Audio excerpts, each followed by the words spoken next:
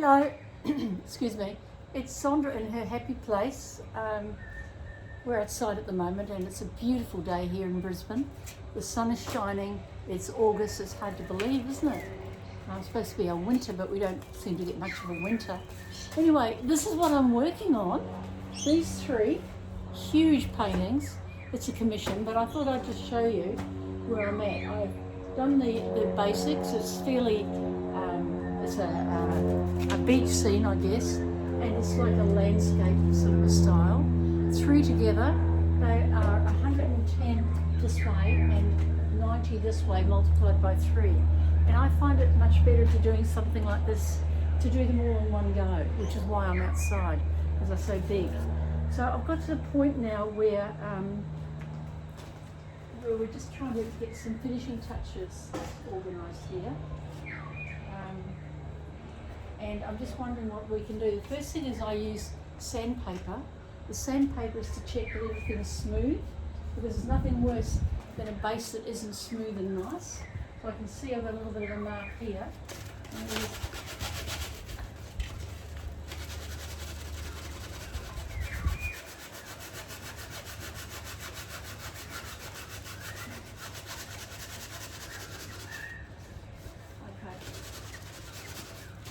That's better, that's gone. And it comes over here too. It's where the paint's been left as I'm painting, and it's created these marks. So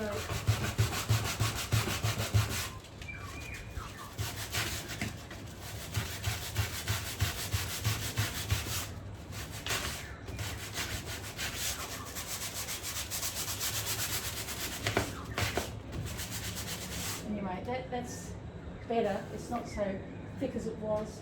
I don't think there's many more marks on there. There's just that part where a little bit dripped off. Now, this is just flat paint at the moment. There's no finish on it. It's just paint, water, a bit of medium. The three colours are burnt sienna, yellow ochre, Prussian blue, lots of white, and black. So you can see all those colours and variation values of them within all that. I can see another mark here. Just quickly.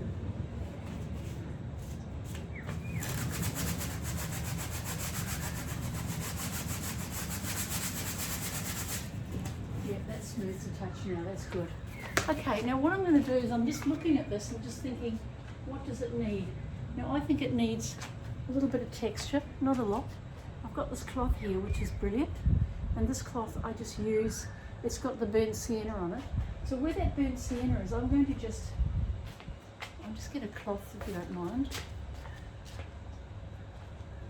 I've got this burnt sienna here, all painted. Can you see it? It's painted on top of the cloth. So I'm just going to just a little bit of it. You don't need too much, because otherwise you're going to kill it and overdo it.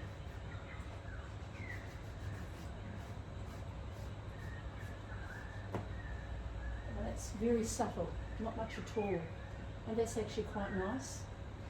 We could put a little bit more over here, and a little bit more here.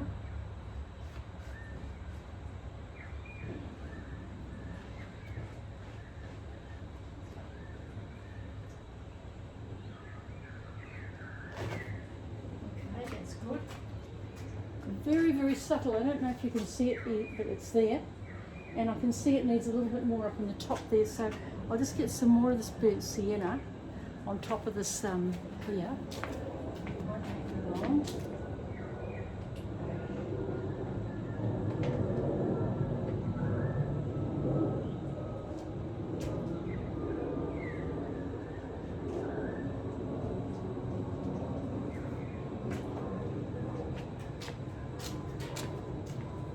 This time I'm putting a thicker layer on it, so it should show up a little bit more. It's very subtle.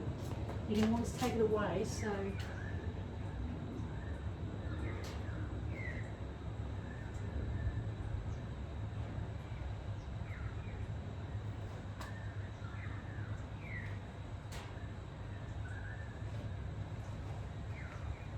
and it's poking up, so I'm just going to dab it down so it's nice and smooth with a cloth.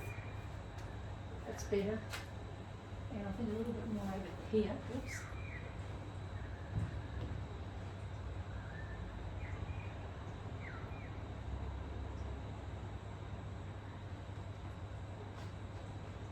Okay. And we'll just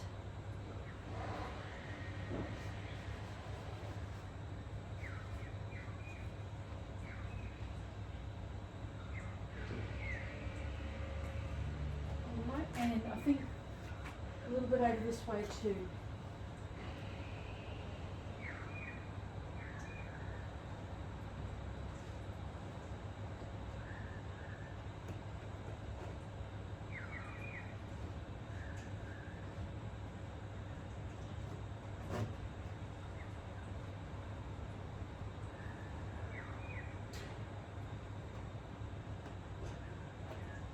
All right. Just dab it down so you don't have it open up.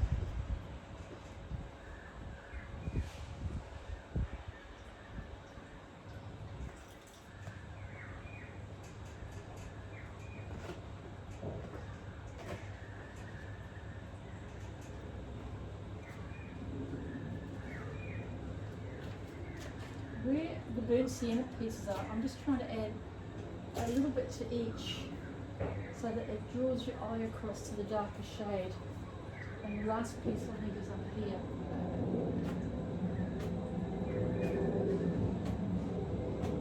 Right along the stretch. So,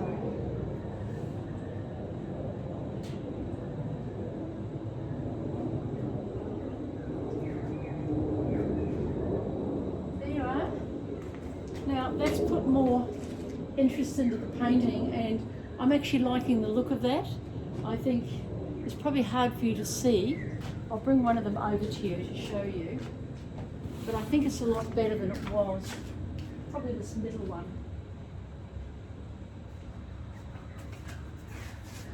You'll see how the sun's not helping. It's suddenly got more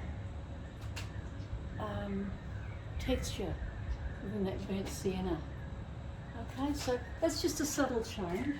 Now the next one is going to be quite a big change, and this is interesting for me to do this, so we'll see what happens. I've got this stuff called Crackle medium, and it's put it with water, so it's quite thin. I mix it with water, paint, and a little bit of Prussian blue here. So I don't know what this is going to be like. I don't know what's going to happen, but we're going to try it. You see, nothing gained. You're silly not to experiment with your work, because if you don't experiment, you're not going to get very far. So I can see some crackles down here. So I'm going to paint this over. This is the Crackle medium with white. It doesn't have to be everywhere.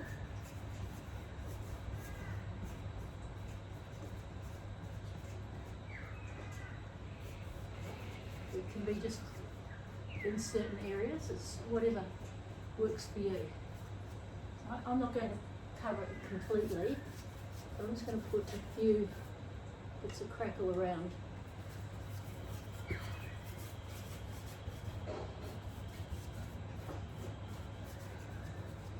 And we have to leave this and see what happens. Sometimes it takes about 2 hours to dry. But I think the longer you leave it, probably the better it will be. And you don't need a thick coat, it's just a thin coat on.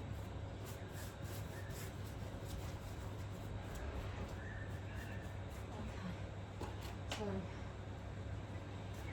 there's some Crackle medium there, and I'm going to run it across over here so it's tying in. Because remember, they're going to be side by side on the wall. A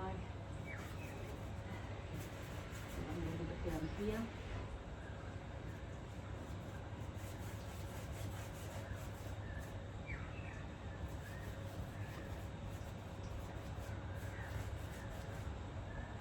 Also, probably here. I guess I'm putting it where all that Prussian blue is, okay?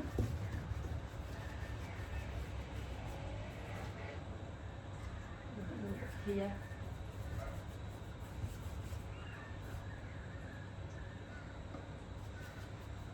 And hopefully it'll bring in some interest into the artwork.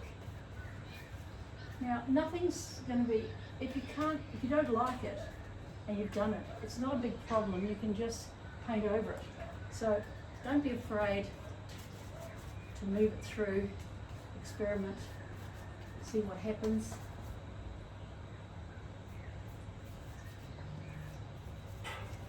Yeah.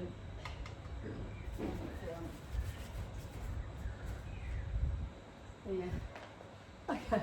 It's starting to look pretty interesting. I'm now going to run over here.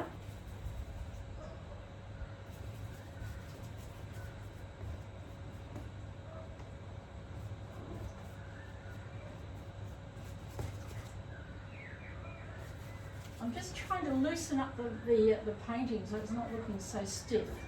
And I'm feeling it's a little bit looking very, very stiff and planned, and I don't like that look.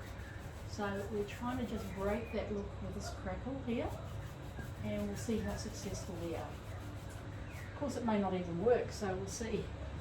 And down here, I'm just going to bend down. You can watch me work.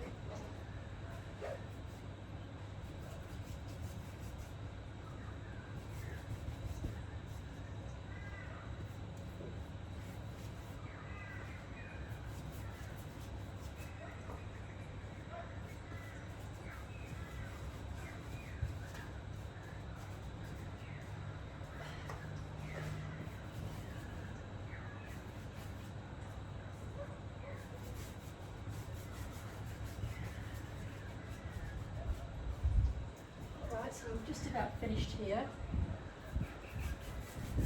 Now I'm just going to run it through some of this blue here. Not a lot. So it runs across all the paintings in the lower blue. And even down here.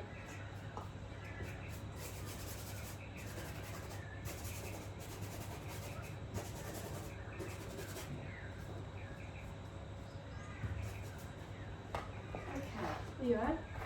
So that's it so far, and I don't know how it's going to turn out. It's going to be very interesting watching it develop.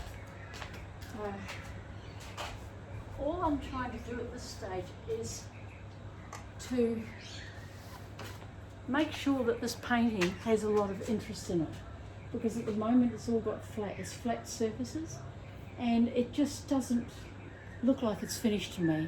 So I'm trying to create interest.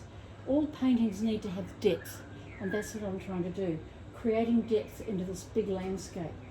And much easier if you've got smaller ones, of course, but with big paintings you're using lots of paint. But with them being so big, the floors stand out very, very quickly. So I can see already the paint's drying, and we're getting a bit of surface underneath coming up, so we'll see what happens. It's going to be very, very interesting, and I'm hoping that this painting, it will create so much interest in it that I then just will have to concentrate on the smooth surfaces, and the depth will be within this. And this is a long way from finishing, but I'm getting there. It's a big undertaking to take a big commission like this, and it's not easy, but it's up to you. You know, wherever you go, whatever you're heading for, you'll know what's going to work for you and what isn't going to work. Now already I can see some problems with here. This is very structured here and here, and I need to get some of that out, those lines. They don't, because your eye's going straight there, which is not what you want. I want the eye to move around the canvas, not get stuck in one spot. So, okay, that's the lesson for today. Is, I guess, when you're doing a big painting, or a painting of any sort, you've always got to create depth within the painting, and you can do it in many different ways. You can do it using stencils, you can use different colours to get the different values to create depth.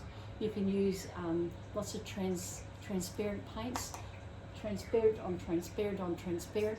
That will create depth, and we might even be doing some transparency on this soon, but I haven't done it at the moment. Most of the paint is opaque on this because I've added white to it all. It's all fairly opaque.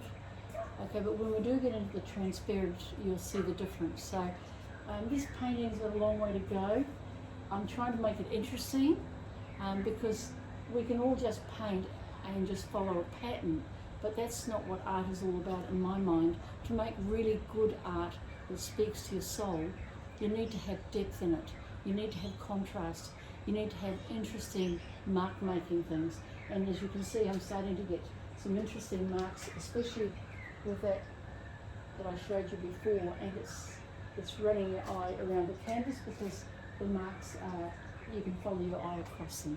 And that's what the painting is all about. It's all about putting your soul out into the art. Okay, so thanks for watching. We'll see what happens. Happy painting and enjoy your art. Bye.